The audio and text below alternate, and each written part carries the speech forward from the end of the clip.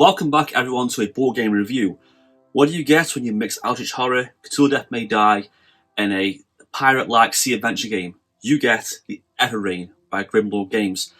This is a game for 1 to 4 players. It's a co-op game set in this strange sea world where it's constantly raining, there's downpours, there's storms, and there's a lurking cosmic entity below the seas. There's horrors, monstrosities, and strange effects happening across the waters. Your goal as your very own sea captain of your own ship is to explore the world, unlock new areas, visit islands, shipwrecks, altars, ports, collect treasures, upgrade your ship, manage your crew, fight enemies, fight ships on sea battles, and ultimately defeat the ancient evils before the enemy agenda token reaches the end of the track. This is a sandbox-style adventure game using small narrative cards to make your own story up, exploration using hexagonal tiles to unlock new areas, action point system with tokens on your boat to do certain abilities and move and fight and explore areas, and dice rolling for combat and rewards. Now before I do a detailed review, I'm going to set up the game so you can see how a round would work and explain the components and how the board and how things work. So here is the Everrain in its entirety. As you can see, the board's not too big. We have tracks down here for the enemy and us to progress along, trigger story events, trigger end of acts. If we reach the end of this track first, we win. If they do, they win. Up here is the enemy agenda track. That'll progress, and each round hits a new slot, resets itself, and they progress along there. We have slots along here for different cards. Story cards, improvement cards, treasure cards, upgrade cards. Enemies, positive negative traits, the Elder one, some deck hands there. We also have the Fate or Spoils dice down here. We have Trauma and Strain. We have Combat, Evasion, and Enemy dice. This doubles as a enemy board ship. When on board an enemy ship, we'll use this. The other side is like a map area. Some spare tiles, some stone tiles. Over here we have the map tiles. You can see there's different ones. There's 1, 2, and 3 going down. When we explore a new area, if we're in Act 1 or Act 2, we take the relative 1, place it, take the reward, so for instance 1 clue, place it down, face up and connect it to the areas down here. Now on the map there are different things. We have calm areas where nothing really happens. We have rough sea areas which will add to our movement. We'll have islands, we'll have shipwrecks, we'll have ports and our altars too. Shipwrecks, when you reach them you'll roll this down here and consult the spells chart. We'll explain ports in a second. Islands, you'll go on expeditions, you'll explore. And also, if you find enemy ships, you use this to move around. Go over here, we can see all the components. There's a lot of tokens in there, all the money, clues, navigation tokens, crew orders and stuff. So up here is the port board. Now, when we visit the ports, we can send our units across certain areas, do certain things. So we can, for instance, go up here and draw new treasures, or sell treasures. We can repair parts of our ship, or install new upgrades. We can heal over here. We'll draw denizen cards from the left, we'll trigger new story elements. We can go to the inn and spend coins and rest and gamble and drink. We can hire a new crew. We can roll the fate dice, tap rewards. We can also spend 5 clues to progress our discovery track. That's how I win the game. So down here is my ship. Now I've got the bitter end ship. So there's 4 different ships, they're all different. They're different names, different models. Let's have my little ram's head there. To the left is my ship area down here. Now there's little nodes and little areas, tells where the ship is. These are important to understand where the guns fire from. These little nodes down here, so if I place a unit in one of these areas, if I place a unit in this area up here, I have extra navigational points. When I move, I can move a little bit faster. If I have a unit in the artillery area, I can fight artillery, but it has to be relevant to where my artillery is. So I've got a front firing gun, I've got to put my unit in the front area. Also, when enemies spawn, they will spawn in these little spots down here, and you have to fight them. If I've got a unit in this watchtower up here, I can reveal map tiles. Across my board down here, we have the below deck area, we have the bow, stern, starboard, port, and the hold. So we have our improvements down here. We already start off with a cabins to recover strain, and a dinghy to expeditions. We'll have our gun down there, we can unlock new things. We can hold 3 treasures, story cards down here, pastures down here, space of clues, and these are our order tokens. So we have some money at the side here, we start 20 money, and these are our crew. We have 2 deck hands. As you can see here, they both roll 2 dice in combat. They have different stats, so if I'm here, I need to roll a 6 or lower, or here a 2 or lower. It's a bit harder. This one's a 5 or 3. They cost 5 in wages, and they actually have to pay their wages. If you don't, they leave. They have their positive and negative traits shown through here. So this guy has enduring and quarrelsome. This guy has astute and wary, so they have different things that trigger. Spaces here, trauma and strain. If that reaches the full track, they're defeated. We have slots down here for more deckhands. We'll get more as we progress the game. So you see the surgeon here has higher numbers in here, so they're better. Only 1 dice though. They can hold more trauma and strain, and they have a constant positive ability down there. So for a typical game turn, I would use my crew orders to send Boar down there, move a crew member. I can put him on here, but I don't need to. I'm going to put him up here. I'm going to put him navigational area down here. Then, when I spend a navigational point, I can move an extra point. And when you move, if you're on a calm sea area, it's just 1 that way. If you want to turn, it costs more. So I want to spend 1 movement point to move forward into this shipwrecked area down here. I'm going to roll the dice, get a reward. I got a 9, which is 10 coins. Take 10 from the supply. Now I can issue as many orders as I want. I've got 2 crew ones, navigation and artillery. I think I'm going to port, so I'm going to spend a navigational point to move forward again and go to this port down here. This port is Festerbury. Now the ports are different names because when you want to sell treasures, if I just show you one down here, you can see down here the tattered map has an effect, has a sell value, but if I sell it in a certain area, it gets more or less depending on where I take it. So that's important to note. So I'm visiting a port, so I've got quite a bit of money. So what could I do here? Well, I could get some treasures. I could send a unit up here. I could draw 3 treasures. So I've got a tattered map, Lunder, and pitch. So these got repairing, collected treasures. So obviously I could buy one of these. I think I'll get the lumber. So I've got treasure down here in my hold. That cost me 10. And I'll also that'll do for now. I'll leave them back down there. And I've got 1 more unit to use. So I'm going to take this guy and I am going to draw 4 upgrades and pick one. As you can see here, I've got the aviary, ample munitions, cabins, or diving bell. So, see, that would have been good earlier. The shipwrecks, extra reward, extra spoils dice. I can discard 5 clues if that's discovered by 1, wherever I am. Additional attack dice from firing artillery. That's pretty good too. But I think I'm going to go for, let's just say, the diving bell. Play it smart. Place that over here in my upgrades. Now, when I place a unit on there, I can use that diving bell. My turn. So I'm going to end my turn now. So, end of a turn, all that happens is the agenda space moves 2 plus 1 per player. So 1, 2, and then 1. I refresh 3 orders. I can refresh more later on. And I start again. I can explore more areas. I can reveal new tiles and different things. Let's explain how combat works. So, combat. I've got a cultist on my ship. He's boarded my ship. I'm going to use one of my crew tokens to send another crew member down there. So first of all, let's take up our dice. So these are my dice I've gathered. I've got 2 from each unit. Now the enemy did have 3. Because I'm attacking, I get the advantage. I'm going to roll them all at the same time to figure out the result. So let's see. I evaded 1 hit. I got 2 hits and a blank. Movement does nothing, but he got 1 full hit. That cancels that out, so I did 2 damage to the enemy. If I did 3, I could kill him. And he also has special abilities, so if he got that ability up there, he could exhaust a crew order, which would suck.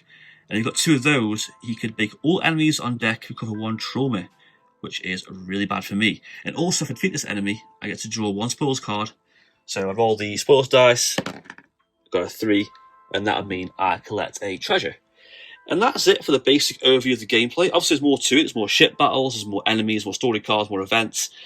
Let's get back to the review. So, onto the review. The strongest elements of this game, and the thing that drew me towards it, was the theme. The theme alone is outstanding. I love the idea of taking a Lovecraftian Cthulhu mythos horror-like setting, but place it on the high seas and making their own world with their own cosmic monsters and deities. There's some tropes there, like cultists, ancient ones, gods, rituals, but it is its own thing. Its own gods, its own monsters, its own unique take on that theme. It's nice to see, and also blending that as well with the sort of pirate life, collecting crew, upgrading your ship, managing your crew's trauma and strain, visiting ports to recover and sell treasures and gain upgrades, using your crew to fight monsters on your ship and fend them off, having epic ship battles against other ships, using the right area of your ship to move around and use the right cannons to fight off, knowing when to fight or run from enemies. When your ship gets damaged, certain parts get damaged too, you roll a dice so you can damage your front, your back. Certain areas of your ship get blocked off so you can't use them to repair your ship. The theme is fantastic. It feels immersive. You feel like you're exploring the seas.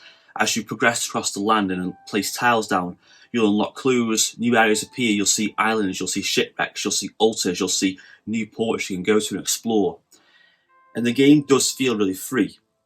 There's no restrictions here. There's no specific turn order.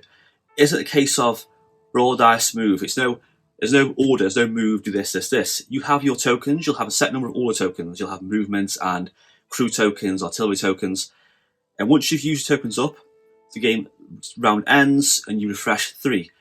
So you're going to balance these tokens out to use certain things, but there's no order. You can place one down, you can move, you can place a crew one down afterwards and use a crew. You can then think, oh, actually, I'm going to turn around and go there. After that, you can place another movement token down. And also, it makes sense too, it's very thematic because where you place your crew can affect how you progress in the game. So, for instance, if you put crew on your ship at certain areas, you'll move faster. The more crew on your ship, you can fight, you can use more dice. If you have crew below deck, you can use artillery, you can use guns, you can use improvements you've collected. And also, certain crew do certain things. So if you have someone who's good at medical, they can heal. If you have the Wayfarer guy, you can navigate and unlock new tiles easier. Grimlord Games has done a great job bringing this horror theme to life. I love the theme of this game so much.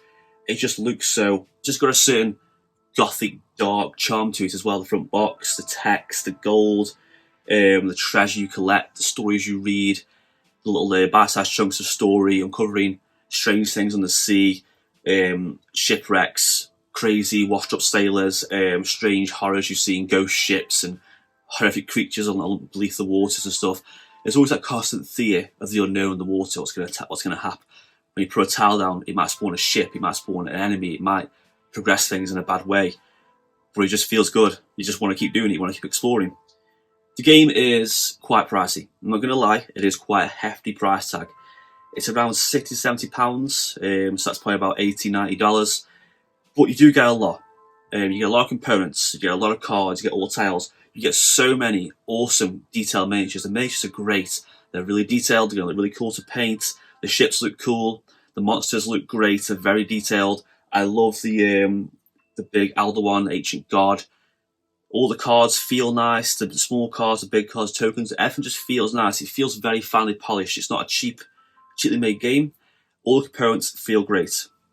So, although the price is quite high, you are definitely getting your money's worth this giant box. I mean, look at the size of the box, it's huge. So you can see why the price is so big. There's a lot of things in there, a lot of components and tiles and tokens and boards. So the price is high, but for the price you pay, you get a lot of value for that money. The game's artwork too is quite great. I love the Alderaan, I love the unique take on the sea creatures, the drowned men, the cultists, the weird creatures of the sea, the crew art, the artwork on the treasure cards.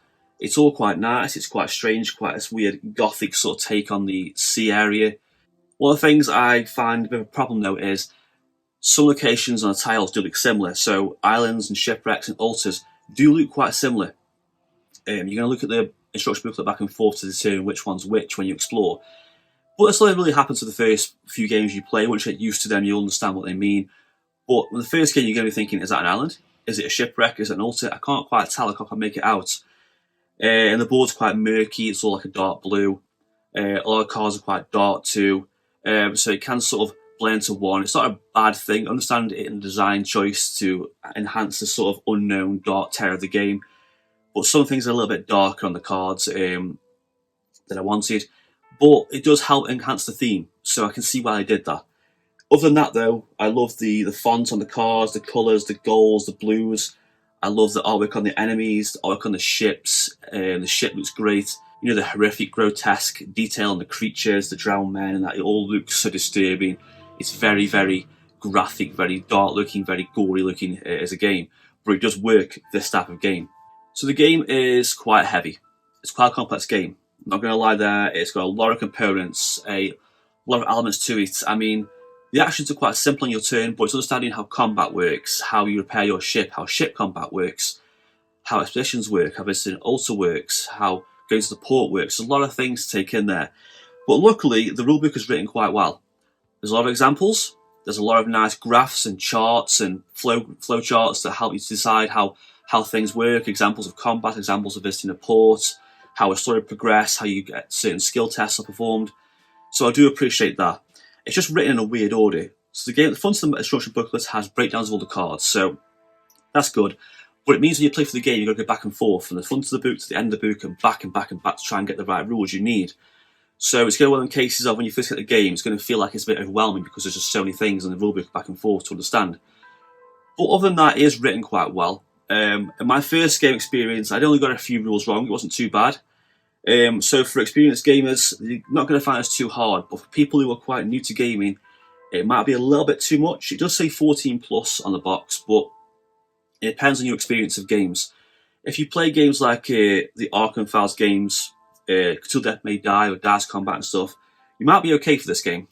Understand as well all the traits of your characters too. All your crew have traits, and it's understanding which ones are which. So you might forget about this because even though the keyword's there on the crew member, you'll visit an island or you'll fight in combat, only to later on realise that crew member should have lost trauma or gained something for that combat because you didn't quite see that. There's a lot of little things, little keywords to pick up on. So just be aware of that when playing the game. The game is very strategic. It does reward planning and preparation. If you're prepared, you'll do well. If you go into this blindly, you might not fare very well at all.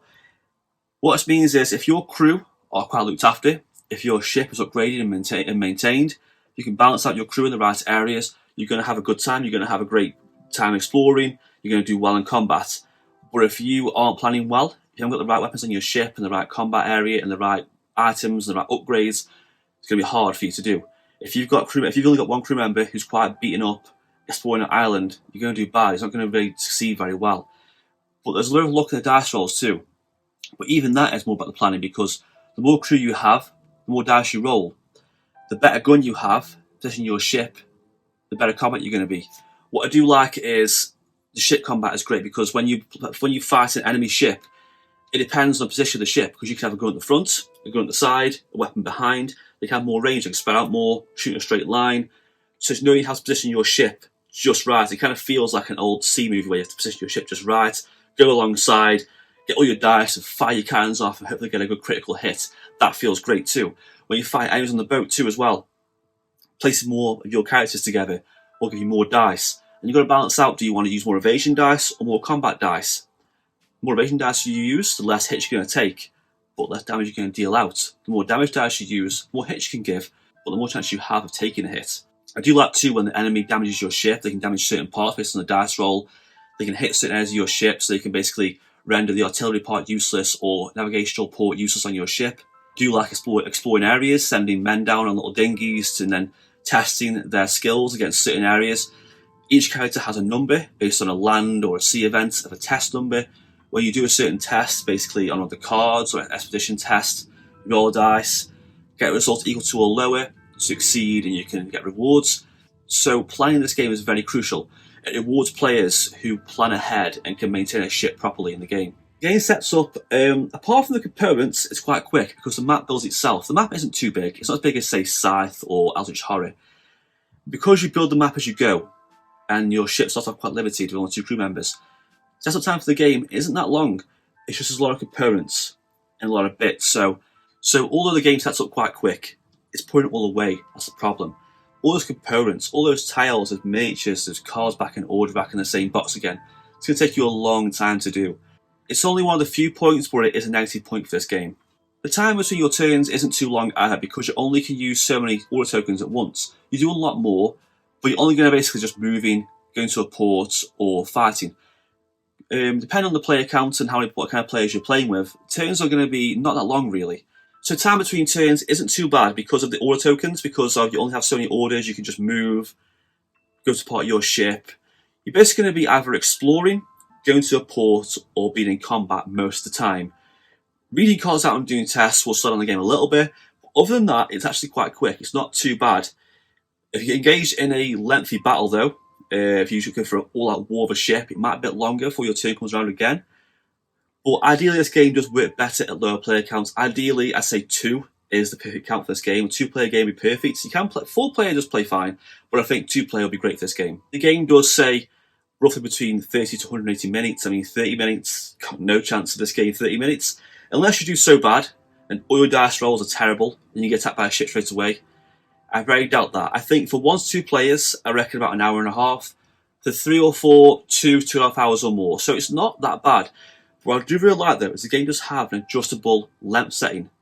Where you place the L1 Discovery token on a track can give you either short, medium, or long game.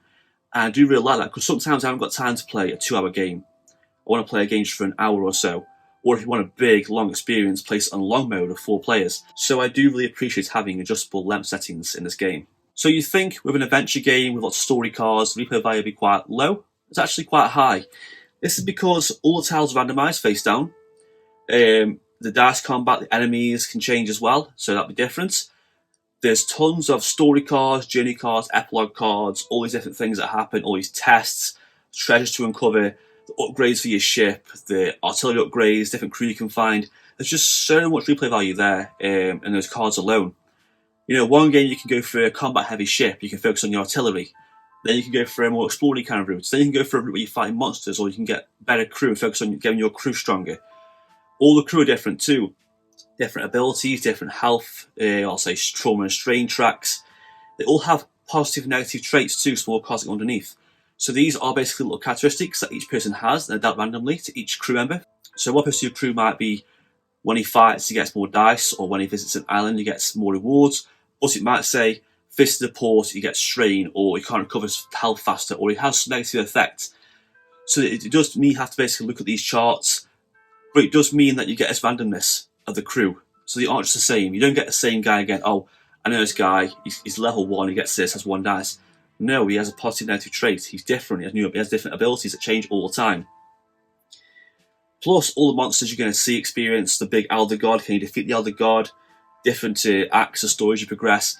And because it is a sort of sandbox, small narrative game, you're going to progress through the game differently. It's one of the games where the story tells itself through small narrative chunks of text, which I do quite appreciate because some games you haven't got time to read a big load of text to go through a story together. You can build your own narrative, build your own story, your own experience is your own. When you finish playing the game, you can come back and go, oh, that was really cool. I went to this port, I fought a drowned man, I ran away from a ship, I found an altar, I fought an ancient beast. You know, there's little things in this game that make the game more memorable. These little experiences in the game, which I really do like. The game also plays quite well solo because it is a co-op game. So all that happens is it scales down to solo. So all it means is the enemy agenda track doesn't go quite as quickly and you explore a bit slower. That's it, really. It is fun more players though, because obviously you can explore more of the map, or you can sit together. You can have, if someone's better at combat, they can fight a ship. You can team up, fight a ship at the same time together. You know, do the old maneuver, go around the ship, pincer style, and fight at the side. That's quite fun, quite satisfying. You can also board enemy ships. You can jump onto a ship and fight enemies on a ship and attack them. That feels really cool too. I like the rewards too because you have a chart from 0 to 9. Roll dice, collect rewards. And you can get like clues, money, treasures. Also, you can buy stuff too. Your money, you can buy upgrades, you can buy crew, you can sell things, you can sell treasure, you can even sell your upgrades at ports to get your money back and get new stuff, which really feels good.